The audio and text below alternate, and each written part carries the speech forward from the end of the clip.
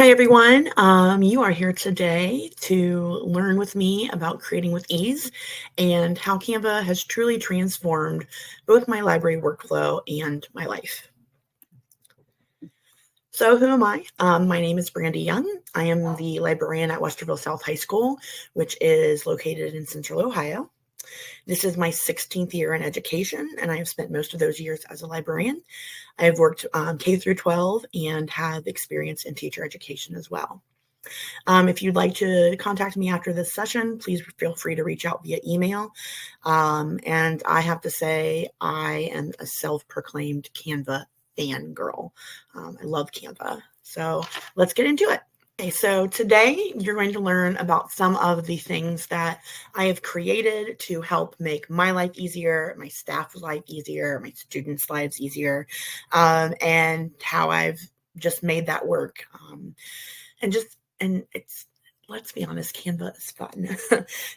Okay, so the first thing I'd like to share with you all today is my learning in the loo. This is not a new thing. This is not a new concept. This is different librarians call it different things. But what I do with this is I have this template that I use for every learning in the loo. It gets posted as a flyer, PD flyer, in all of the staff bathrooms, where, of course, they have nothing else to do, right?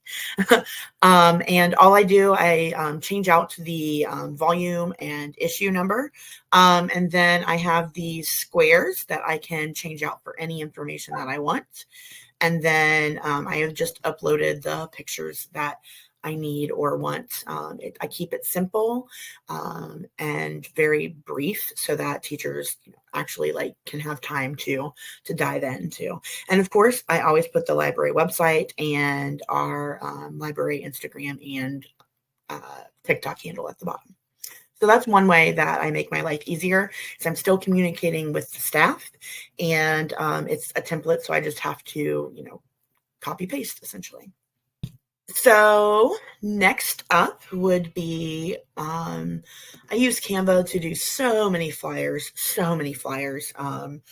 Man, off the top of my head, my book club flyers, we're doing an author visit next week. So author visit promo, when I start our Battle of the Books club, our writing club, when I'm looking for library workers, all the flyers all the time. And I love this because then you also, with Canva, you have that resize option. And so it's not just the flyers then that get hung up. It is me being able to resize that exact same image for something like Instagram. And you can always add things or stretch or, resize it if you don't like that dead space. But again, I'm just trying to find things that are super quick and easy. So that resize option in Canva has been a lifesaver for sure. Okay, so next up, bulletin board and display letters. Wow, Canva has saved me so much time with this, and so much money, truthfully. Back in the day, I would, go to the nearby teacher store or Amazon or what have you and order all the die cut letter. But Canva has saved me truly with this. So I can spell anything out I want. What I do for my letters is I just type in the exact letter I want, for example, B. And I'm doing that under the elements. And under frames, you get all of these different options, font-wise that you can change. And then all I did was underneath the elements, look up the word books. And the cool thing is once you've added that element in, you can drag any photo into the element and into the frame, and it'll size it down for you. Quick hack though. I am lucky that my library workers help me cut out letters. Thank goodness for them. But quick hack that I've learned is if you put a border around the letters, so when you click on it, you've got that border style button and you can tell it what weight you want it to be and what color. This gives them guidelines of where to cut. So some of your students may not be able to cut a straight line to save their lives. I know I can't. So this border around, I put it around everything that needs cut out, whether it's a little card or my letters or what have you. All right. Another thing that I use Canva for, we have a ViewSonic, Promethean, whatever you want to call it, board in our library and outside of our library. And I create monthly slides. I mean, slides, kind of a basic idea, of all of our library happenings for the month, which I love because it gets the kids involved in what's happening in the library, and it asks them, or has them focus on, here's the things that are happening. I always end though with some kind of joke. And it's really fun to see the kids who watch to the end be like, oh, ha, ha, ha. What I also do with these slide decks, these November or whatever month happenings, as our learning management system is Schoology. So I have courses set up for all of our 4 cohorts, and I make sure that I post the link to the monthly happenings in Schoology, so that they also know from there what's happening in the library that month. Okay. So book series order. This is not a new concept, but I knew that my shelves were a certain size and I couldn't do things very large. And I don't have room on my shelves, unfortunately, to put a frame with these and display them next to the books. So I had to find a size that would work and size down. So this is a work in progress. I started with Percy Jackson. I love that we could find the logo. It's super helpful to our students. I also do at the bottom of the spine where my genre labels are, I also put a little dot that says 1, 2, 3, et cetera, et cetera. So that can also help them. But as we know, some authors write series within a series or spinoff series or what have you. So this just helps the students know what's up. All right. So in the same vein of the book series, when I get new books in, I do what I call an unboxing video on Instagram. The library Instagram is pretty popular at South, which I love. But some of those books are different numbers in the series. They're not always number 1. But I want students to know that they are still under our new book section. We have a area in the library for that. But I want them to be able to realize before they grabbed it that it is book 3 of a series, et cetera, et cetera, et cetera. So I made these colorful bookmarks that tell them what series it is. I love the gradient feature. So the way I did this is I just found the template of bookmarks, the blank bookmarks. And then when I went into color schemes, they already do have some gradients ready for you. But if you pick a color, and you can pick any color you want, start with solid color, then switch to gradient, and you can change the gradients however. I made sure that all of my gradients were different so that it would stand out to kids. So then I just took these, I copied them, printed them onto cardstock, cut those out, laminated them, and then here we go. So next up is signage for the library and all the things the library has to offer. I love signage. I also love when you go into Canva and you go to that design button. For this, I just typed in bright and colorful, and I got this design, pre-made design, fonts, everything. And all I did was take out their information and put in mine, which was great. So this is a sign to advertise our lunchtime trivia contest, which is always fun. So again, more signs. So every season I have a different type of puzzle out. So they could be Sudoku, they could be, right now we have an emoji phrase puzzle. We've had lots of different ones, crosswords, word searches. But this sign is great because I purposely didn't put any dates on it. So then I can print this out once and then reuse it every fall if I want. And then the due dates go on the actual puzzles. So again, trying to reuse, trying to not have to do everything every year again. My school library planner, thanks Dimco and thanks Christina, shout out, to find all of the different dates that are fun dates or important dates, celebrations, holidays, etc., throughout that month. And then I use Canva to create these designs for Instagram. The best thing I love, again, is going back to that design area, and you just search in whatever that day is, what holiday, whatever, and it comes up with some pretty awesome templates for you. So, like for instance, my most recently used today was Teddy Bear Day. So I just, Googled, sorry, I just typed in the search bar Teddy Bear Day and it came up with this. So that's awesome because a lot of them are already done for you and there's very little editing, if any, you have to do. So then what I do with this is I post the image to our Instagram account.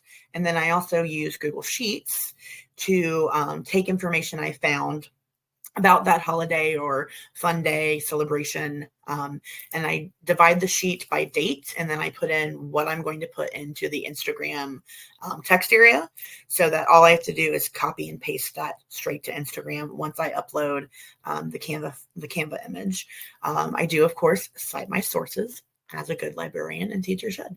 My next trick that I use is I love to use Google Forms for pretty much everything because it keeps all that information until you delete it, of course. So, but I like to make my Google Forms look fun.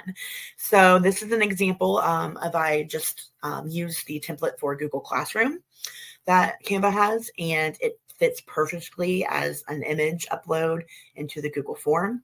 So for instance, I have a Google form of, in this case, students suggesting books for me to buy. So each month I do a choice board, usually aligned to one of the monthly celebrations or different day celebrations like we just talked about. But I love designing my backgrounds for those choice boards on Canva. So this was my one for November. Where do I put those choice boards? I send a monthly newsletter out to staff. And it has the link to the choice board. I also share them with the librarians in the district as well, in case they want to share them out with their staff. What I love about the choice boards is if you got a quick 5 to 8 minutes downtime in the class, send a choice board. We do have a pass system in the library, which of course I designed the library pass in Canva. But my ELA teachers and EL teachers didn't want to write passes out every single time for every single kid that was coming to use the library to print, to check in or check out a book. So I made these full sheet passes for them, printed them on neon yellow paper, on cardstock, and then laminated them in the hard lamination, the pouches, so that, and put them on a lanyard, and there we go. The teachers think it's so much easier. And I think it's easier too, because then the kids come in and they've got this, massive yellow pass. And I'm like, okay, now I know why you're here. So my school, my teachers, and I love breakout EDUs. We love escape rooms. It's one of my favorite things to do with students and collaborate with on teachers, because it gets students out of their seats, and it's really cool to see how competitive they get. Anyways, so we do have a couple of official breakout EDU kits, but their hint cards wear out after a while. So, and I wanted to make sure I knew which group had used their hint card and which hadn't. So I wanted to create my own this year, and they're labeled for each group. And I took these and designed them and then printed them on cardstock, and then did that really thick lamination for it too. As we talked about before, when it comes to the hack with students cutting things out or me cutting things out, I put that black border right around every single one so that we've got that guideline.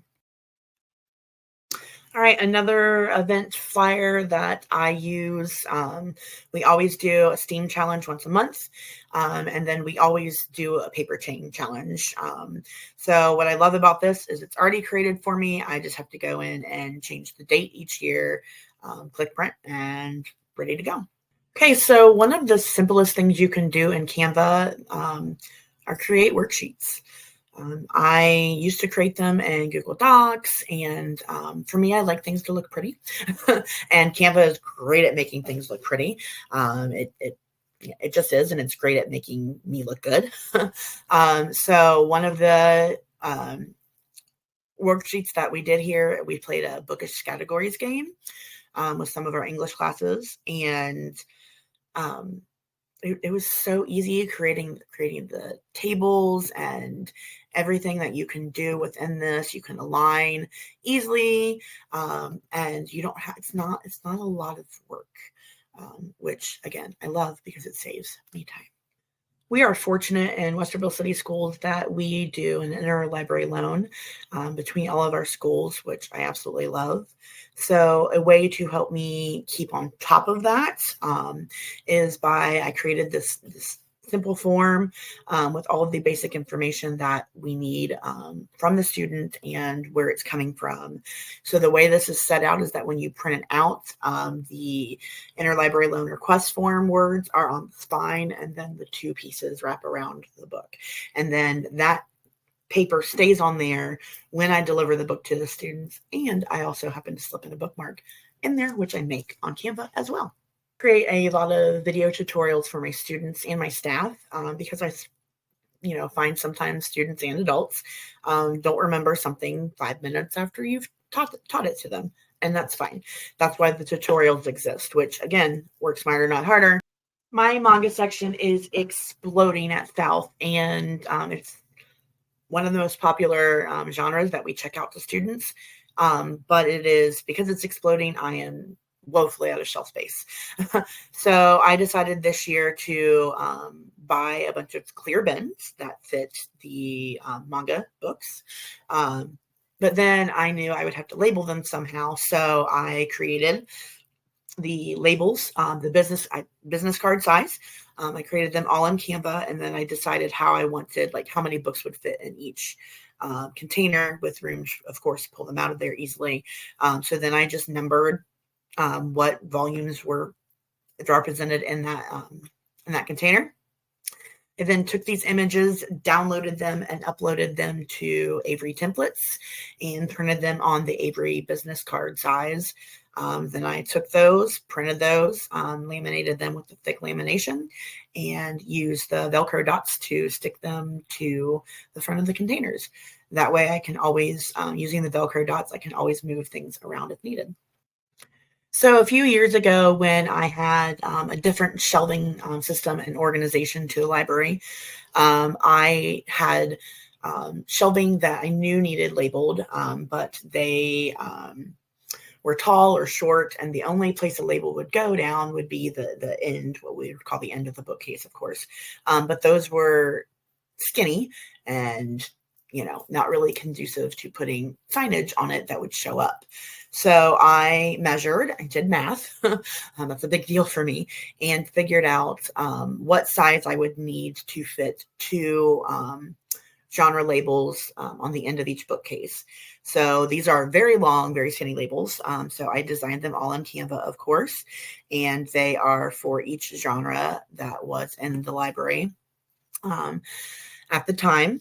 And then I went to Staples and had them printed out for me in the long format and the nice paper, and those became my genre bookcase endings. What I use Canva for is to celebrate our different types of months with our different types of people, and I feature different types of authors or characters each month that has a theme to it. So, for instance, we've got the hashtag Read Black, and in this case, I am featuring a book, and this goes on Instagram, and then I put information about the book and the author in the Instagram text box. I also do hashtag Read Female as well, and then things for all the other monthly celebrations. And each year I decide, do I want to feature a book? Do I want to feature an author? Do I want to do both as a combo? But what I like is once you've done it, it is very easy to switch out. So I can switch out this book cover for another book, or I could switch it out for an author headshot, whatever I wanted. So I also use Canva to show off our library statistics for both the semester and the year. Sometimes I do a full end of year. Sometimes I do just end of the calendar year. So what we're looking at right now is the end of the calendar year. And I did design this to be on Instagram so that students could see it, but I've also resized it as well and made it into a official report to show my administration.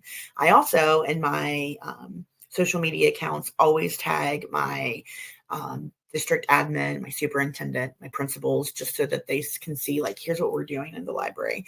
So it goes and talks about how many books we've checked out, our top titles, our top readers, some of the things we've done in that year, et cetera, et cetera. So then this is just an example of a full out end of year report as well. So I don't know. It's just fun to share information this way. And I also use it as I've done it as an infographic before.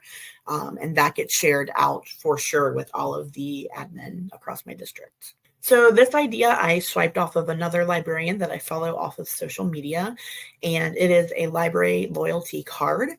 So in this case, it's in a bookmark format, and then I've also got in a business card format. This is for our students, and then the business card format is for our teachers.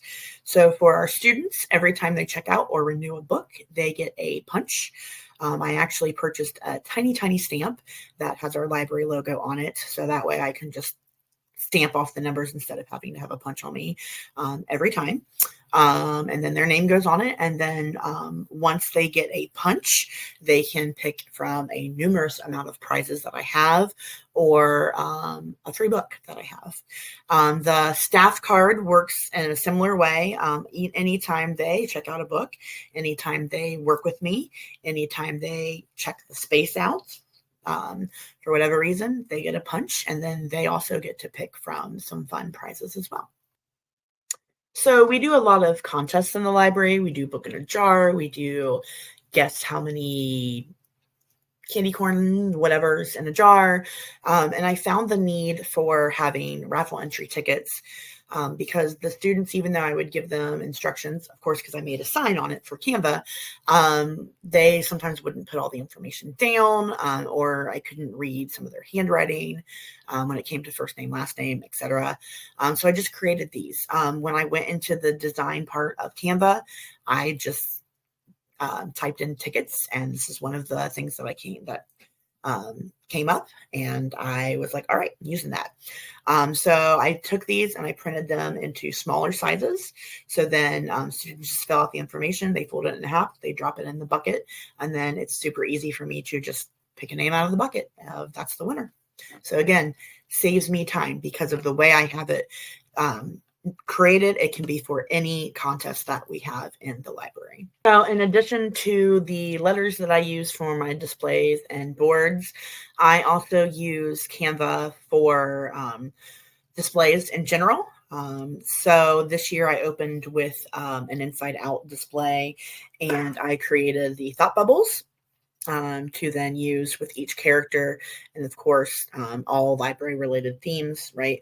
All the different bubbles I did not create myself. I went into the elements section and just searched up different types of bubbles, so like speaking bubbles or thought bubbles, or in this case comic bubble, those types of different things, and then just typed in what I wanted.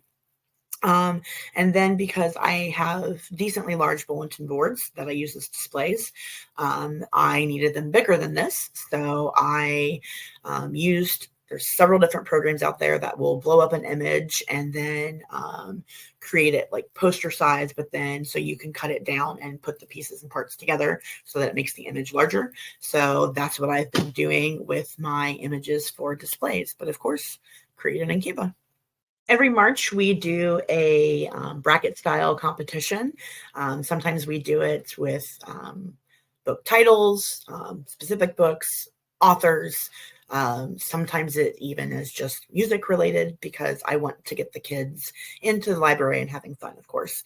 So I created this flyer. Last year we did Genre Madness, and these flyers hung next to each round. These flyers hung next to the bracket so that kids could vote.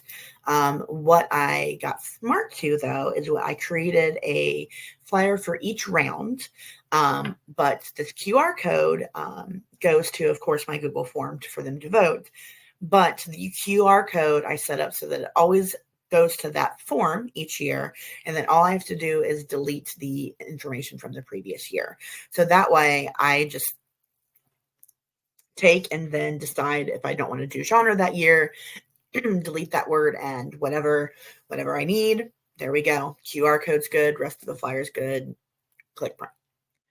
Each season, I do a reading challenge. This was not created just off the top of my head. When the design feature, just put in reading challenge and I got this.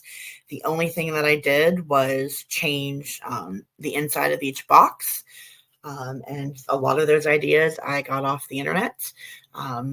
The way I do fall reading, or the way I do reading challenges, sometimes I do it as a bingo format. In this case, I decided, since there were a lot of boxes, that as soon as the students told me the title and a little bit about the book that they read, I would sign off on it. And then as soon as they had my signature for 3 boxes, they could pick a free book. And then they could do it until their entire challenge was filled. So for every 3 boxes filled, 1 book. And I've had some kids really, really go at it and take me up on that free book. Another thing I love to do to help celebrate our awesome readers at South is I like to give, at the end of each semester, a top reader award. So I pull the top 5 readers for the year, or for the semester, sorry, and then I give them this awesome award and the chocolate bar. But to find this award, I went to the design area again and just searched award or certificate, and it came up with this. And all I had to do was put in the information that I wanted in, and I'm going to use this format every single year. So all I have to do is type in that student's name, and off we go. So as you can see, I use Canva for pretty much everything, from worksheets and graphic organizers to signage to displays to things that can be fun for my students and my staff. And there's so much more that I wasn't even able to get to tonight. So even though I could talk about Canva and its amazingness and powerful, powerful entity that it is, and how much it's helped me both personally and professionally, I have to stop talking. So if you have any questions for me, or you want to reach out and grab some of my templates or what have you, or get together and brainstorm, please give me a shout out. My email is on the screen. Thank you so much for attending, and have a great day.